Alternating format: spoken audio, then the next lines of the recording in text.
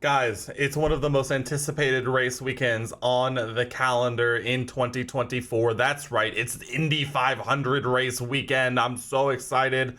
But we're not here to talk about IndyCar just yet. We're here to talk about the Monaco Grand Prix, which will be the opening act for the 500 later in the day. But regardless, it's the crown jewel of the F1 calendar. No matter what you think about the track in itself and how it suits F1 in its current iteration or not, it's still one of the most exciting weekends on the year. And by myself, extremely excited nonetheless. So we're here to make my predictions for the 2024 Monaco Grand Prix. What's going on, guys? Welcome back to the channel. We're making predictions for Monaco. This one I always have found to be extremely difficult because it really is just a who has it the most on a specific session, time, date, weather pattern. It all culminates in just who has what it takes to put it the best time in qualifying here around Monaco, because we do know it is a strategy race and it is an absolutely pinnacle of a track position race. It's all going to come down to Saturday, I think, in this one, and that's going to make qualifying all the more important. As Will Buxton would say, you want to start first because then you have every other car behind you. We're going to make our predictions for our biggest positive surprise, our biggest disappointments, our qualifying top three, our race podium, and then we'll wrap things up with our one crazy prediction. As we go through our predictions, you'll notice a black bar that appears across the bottom of the screen. If you want to get involved in the predictions that we do here on this channel, head to the link in the below. Join the Discord and you'll see a few of our community members' predictions as we go. If you're interested, join up. We would love to have you. But let's go ahead and get this thing started with our biggest positive surprise. I think biggest positive surprise can actually be one of the harder predictions to make, at least in terms of 2024. I know I've gotten a majority of my predictions points this year thanks to qualifying and the race podium prediction, but I feel like it's very rare to actually get one of biggest positive surprise or biggest disappointments. And so this week I've gone a little bold, but I think it's a very informed decision because my choice for biggest positive surprise is Yuki Tsunoda. Now, I know what you're going to say. Yuki has been on an absolute warpath all of this season, basically. He has been driving absolutely wonderfully. He has really stepped up his game this year and is putting in some very solid results. So, I think it's a bold pick because Yuki has been that good. So much so that I think it's going to take an extra effort. We're talking about finishing, closer to the top 5 than the top 10 to get this point. But there's something in the air around Yuki Tsunoda right now that I think we're going to see it happen. Monaco breeds crazy results. We saw Esteban Ocon in an Alpine finish on the podium last year. I think it's going to come down to it. We're going to really see what Yuki is made of this week, and I think he has the stuff to get it done. Now, I'm not predicting a race win. I'm not predicting a podium, but I think we're going to see something special out of Yuki this weekend. I think he is more than capable of doing it. If, RB doesn't mess up his strategy or, obviously if something crazy doesn't happen to him, I think we could be on for something incredible here. So, Yuki, I believe in you. The world believes in you. Get it done. Let's see what you can do this week around the streets of Monte Carlo. Let's move along to our pick for biggest disappointment. And I always feel, I don't know, is it just me or do I always feel bad when I say it like that? But it is what it is at this point. Well, now I feel bummed out, but we're going to move forward anyway. I have gone for Sergio Perez is my pick for biggest disappointment this week. I think last week in Imola, we saw obviously Red Bull was on the back foot most of the weekend outside of Max getting a mega toe, a toe of all toes by Nico Hülkenberg to then put it on pole and then basically just drive off and take the win.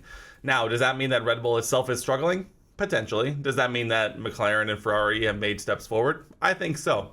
But that said, I think we have seen in seasons past that Checo has started the season very well, getting people talking about how he's not washed and does deserve to keep his seat next to Max in the Red Bull. But we have seen in seasons past that Checo has faded down the stretch, and even as early as what we saw last year, which culminated in a probably one of the worst Monaco weekends that I've ever seen since I started watching. Now, granted, that's only a few seasons, but Checo crashed multiple times, qualified last because on his first lap, I think it was turn one on his first lap, he crashed and caused a red flag and qualified last, and that was effectively his weekend absolutely finished at that point. And so we have seen Checo have these moments where even after starting, very well off, he kind of fades and starts making a bunch of mistakes. And we saw that last week begin in Imola, where yes, Red Bull was struggling potentially with car setup, but Checo really didn't have a good race. He qualified outside the top 10. He barely made it into the top 10, finishing, I don't even think, near the top 5.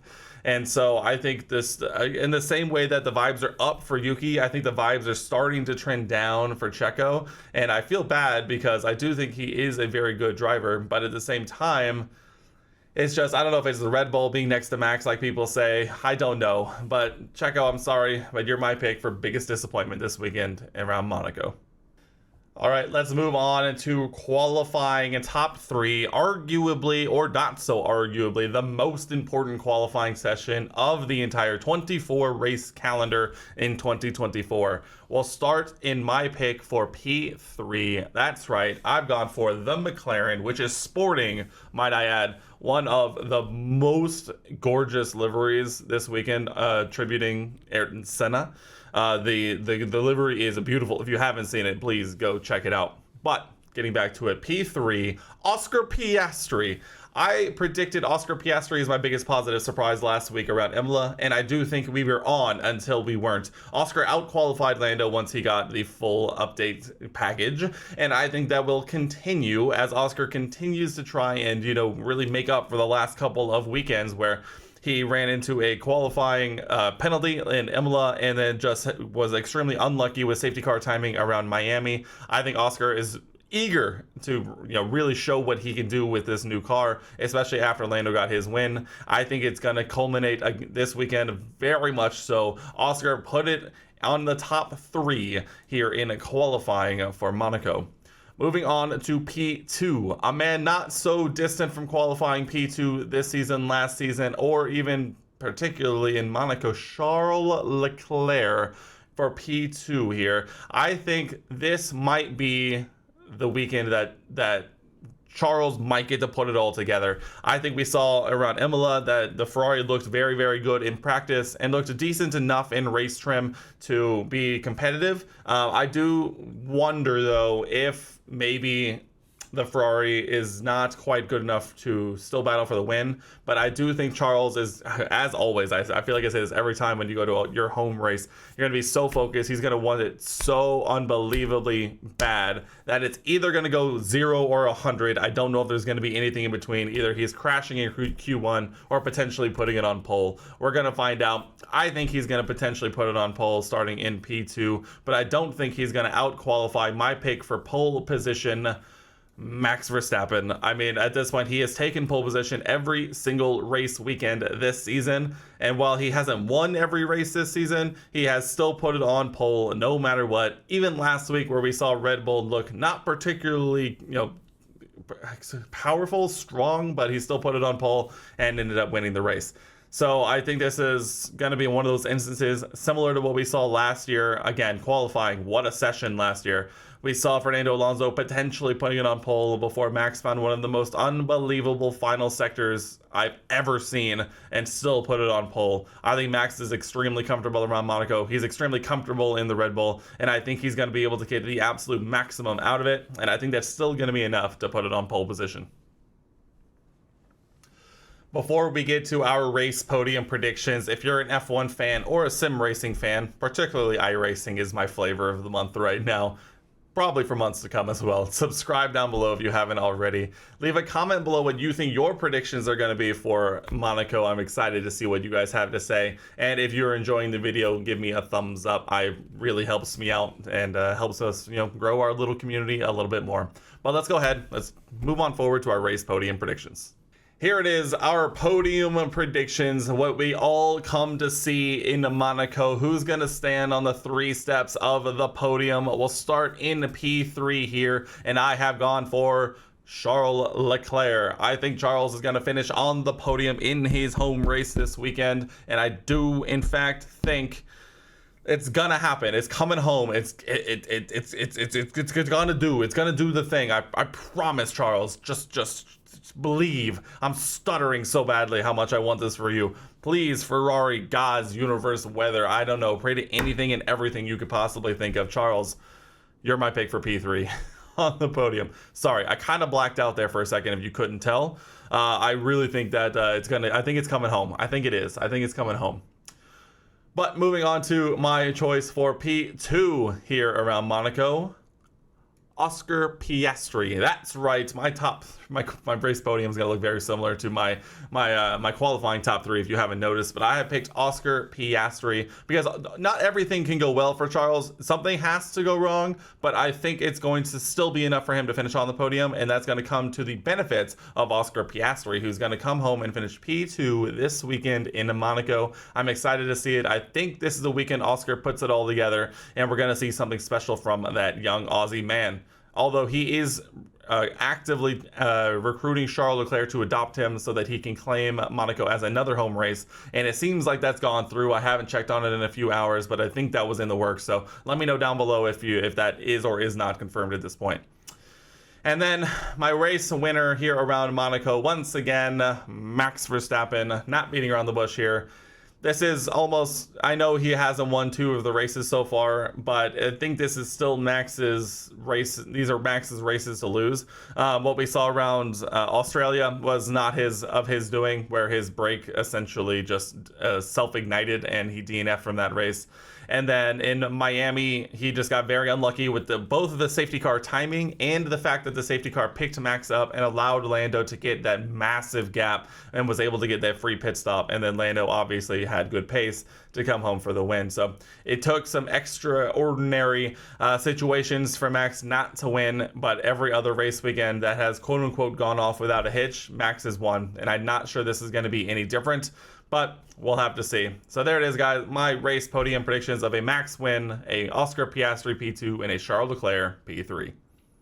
Guys, let's wrap this thing up with the one I love to do the most, our one crazy prediction. This is my opportunity to go absolutely out of left field and try and see if we can make something exciting happen. And I think you're going to notice the theme here across in my entire predictions, and we're going to culminate it here. My one crazy prediction, which is indeed crazy because we have a recorded history of 5 or 6 or 7 years, depending on how far back you want to go. My one crazy prediction is that Charles Leclerc will finish on the podium in Monaco and break his Monaco curse officially.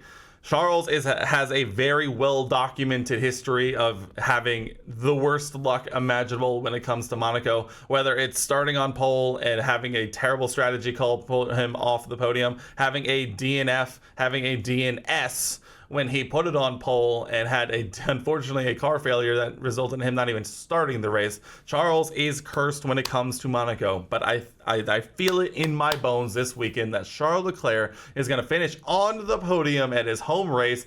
It is going to be one of the most exciting, podium celebrations I think we'll see. It's going to be an incredible time. It's coming home, Charles. Positive vibes. You, everyone at home, you, tell your mom, tell your sister, tell your dog, tell your cat. Get on the positive vibes train. Charles Leclerc is finishing on the podium this weekend in Monaco. Guys, and there we have it. All of my predictions for this weekend's Grand Prix around Monaco. I'm excited for this weekend for multiple reasons. Monaco in the morning, the 500 in the afternoon. It's going to be a great day of motorsport. I hope we get some exciting action on track in both races.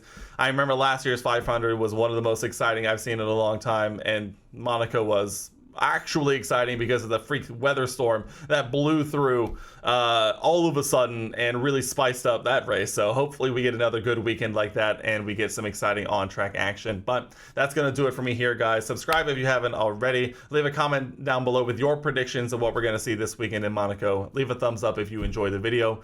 And we'll be back again after the weekend is over to talk about what we saw in Monaco and maybe a little Indy 500 talk. We'll have to see where we get on that. But guys, that's going to wrap it up for me here. I hope you enjoy the weekend. I know I'm going to. But until then, I'll see you in the next one.